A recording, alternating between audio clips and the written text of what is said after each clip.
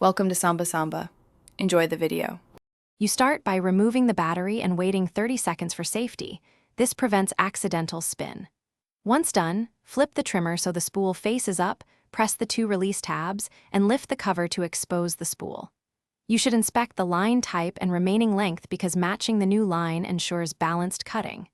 Now, remove the old spool by pulling straight up. If it resists, wiggle gently to free it. This creates clear access for reloading and avoids damaging the housing. You decide whether to use 1 piece or 2 equal pieces per the manual. Most Dewalt trimmers accept 0 80-inch line. Once cut, find the spool notch and insert the line end so you can wind in the arrow direction. This prevents backlash and ensures smooth feed.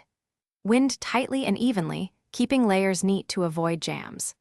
Once wound, seat the loose ends into the feed holes, lower the spool into the housing, and make sure the line feeds through the eyelets before snapping the cover closed. You reinstall the battery and test the trimmer at half throttle.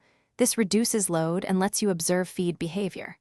Once running, tap the head on the ground briefly to prime the automatic feed, then increase speed to verify consistent line payout and watch for excess vibration. If the line jams or feeds unevenly, stop immediately. Remove the spool, clear any tangled line, and rewind evenly. If the spool is cracked or warped, replace it. Damaged parts cause poor feed and accelerate wear. Thanks for watching.